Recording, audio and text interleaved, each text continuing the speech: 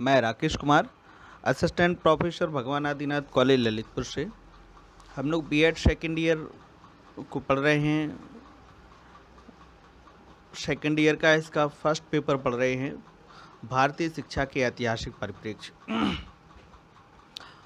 इसका जो है थर्ड यूनिट चल रहा था और थर्ड यूनिट में हम लोग पढ़ रहे हैं भारतीय शिक्षा आयोग। इसे कोठारी कमीशन भी कहते हैं। ये 1964-66 के नाम से जाना जाता है। इनकी हम लोगों ने कल पढ़ा था, ऐसे जो है भारतीय शिक्षा आयोग का गठन कैसे हुआ, इनकी कुछ रिकमेंडेशन के बारे में भी जाना था। उसके बाद हम लोग आज इनकी आगे की चर्चाएं करेंगे, आगे की और इनकी सिफारिशें आयोग की क्या रही हैं।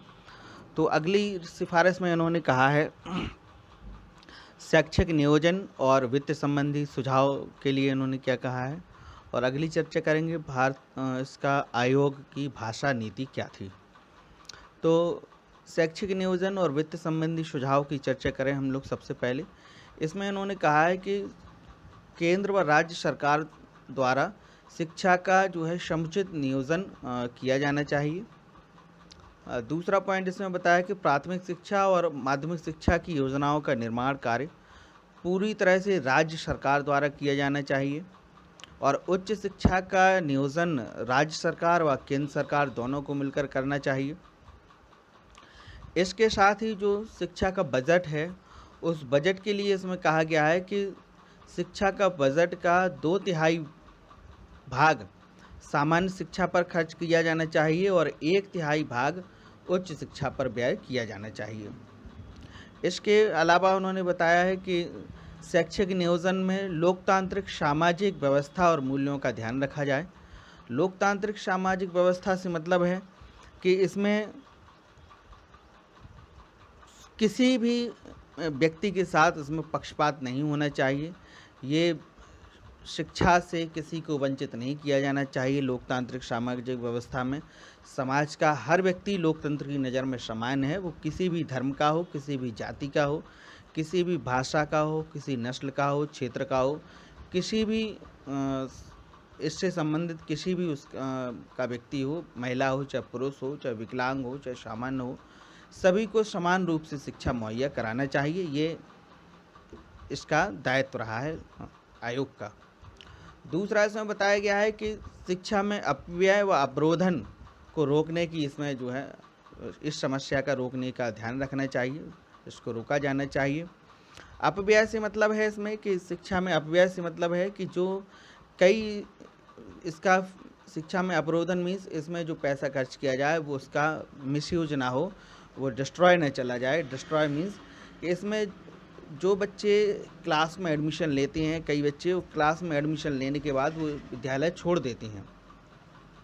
तो इस तरह से इसमें शिक्षा पे जो भी पैसा खर्च हुआ है सरकार का, उनका चाहे उस बालक के नाम से जिसने रजिस्ट्रेशन कराया है उसके नाम से बुक्स इश्यू होती है, ड्रेस इश्यू होती है, मिड डे मील इश्यू होता है उसके नाम से, और शिक्षकों का वेतन भी उन्हीं बच्चों की नाम से इश्यू होता है। तो इस तरह से उसमें जो सरकार का पैसा इन चीज़ों में खर्च हो रहा है वो पूरा तरह से अपव्यय हो जाता है, बर्बाद हो जाता है। तो ये ना होना चाहिए। इसमें जो बच्चे रजिस्ट्रेशन लें, इनका एडमिशन लें, वो अंत तक जो है विद्यालय में रहना चाहिए। और अवरोधन दूसरा शब्द इसमें यूज़ किया गया है अवरोधन का। तो अवरोधन का मीन्स का शिक्षा में अवरोधन से मतलब है कि वो बालक जो एक ही क्लास में रुका रहे, आगे उसकी प्रोग्रेस ना हो, ऐसे बालक को शिक्षा में अवरोधित बालक कहा जाता है। तो ये अवरोधन की समस्या भी नहीं होनी चाहिए। इसको भी क्लास में बच्चे को अच्छे ध्यान से उसको पढ़ाकर उसको पास आउट किया जाना चाहिए। ठीक। अगला पॉइंट इसमें बताया गया है कि भारतीय संविधान की धारा 45 के अंतर्गत प्रस्तावित निःशुल्क और अनिवार्य शिक्षा, इसका पालन किया जाना चाहिए। सभी बालकों को अनिवार्य और निःशुल्क शिक्षा मुहैया कराई जाए। अगला पॉइंट इसमें बताया गया है कि केंद्र सरकार को शिक्षा के लिए एक फिक्स बजट निर्धारित करना चाहिए, जिससे शिक्षा के लिए अच्छी योजनाएं बनाई जा सकें और शिक्षा पर पैसा खर्च किया जा सके। तो इसमें सिफारिश की गई कि केंद्र सरकार इसके लिए जो है शिक्षा पर व्यय के लिए बजट जो है 6% जो है अपने संपूर्ण बजट का 6% जो है पैसा धनराशि शिक्षा पे खर्च करे। इसके लिए शिक्षा बजट बनाना चाहिए। अगला पॉइंट इसमें बताया गया है कि प्राथमिक विद्यालय में जो प्राथमिक शिक्षा है उसमें होने वाले व्यय का प्रबंध जो है नगर पालिका, ग्राम पंचायत और नगर निगमों आदि को इनको मिलकर करना चाहिए। तो ये इनका शैक्षिक नियोजन और वित्त संबंधी सुझाव था। इसके बाद हम लोग चर्चा कर लें भाषा संबंधी सुझाव की। भारतीय शिक्षा आयोग 1964-66 की भाषा संबंधी क्या सुझाव था, क्या नीति थी। तो भाषा नीति में इन्होंने सबसे पहले पॉइंट में कहा है कि शिक्षा जो है मातृभाषा के माध्यम से प्रोवाइड करानी चाहिए।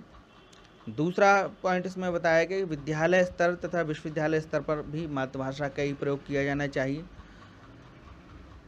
लेकिन अखिल भारतीय स्तर की शिक्षा संस्थाओं में अंग्रेजी माध्यम का प्रयोग किया जाना चाहिए। इसमें प्रोफेशनल कोर्सेज हैं, जैसे आपका बीटेक है, इंजीनियरिंग, मेडिकल लाइन एमबीबीएस है और लॉ है, एलएलबी। तो इस तरह के जो स्टैंडर्ड प्रोफेशनल कोर्स हैं इसमें उन्होंने कहा कि ये अंग्रेजी के माध्यम से ही देना चाहिए, क्योंकि ये कोर्सेज हम अगर क्षेत्रीय भाषाओं या मातृभाषा के माध्यम से देना चाहें तो इसका ज्ञान जो है सीमित रह जाएगा और हम अंतर्राष्ट्रीय स्तर से दूसरे लोगों से स्पर्धा में बहुत पीछे रह जाएंगे। इसमें जो है यूनिवर्सल एजुकेशन प्रोवाइड कराना मुश्किल हो जाएगा। इसलिए उन्होंने कहा कि ये स्टैंडर्ड चीज़ें जो है, ये स्टैंडर्ड कोर्सेज जो है प्रोफेशनल कोर्स, इनको इंग्लिश में ही के माध्यम से कराया जाए। इसके अलावा उन्होंने कहा कि शिक्षा के सभी स्तरों में कुछ ऐसी संस्थाएं खोली जाएं जिनसे जो है शिक्षा का माध्यम कुछ विदेशी भाषाएं हों। और विद्यालय स्तर, इन्होंने कहा कि विद्यालय स्तर से ही इसमें अंग्रेजी के प्रयोग को प्रोत्साहन देना चाहिए। माध्यम भले ही हिंदी रहे, लेकिन इसमें अंग्रेजी को भी इसमें से परिचित रहें स्टूडेंट, अंग्रेजी का प्रयोग किया जाए, इसको भी स्टूडेंट जाने।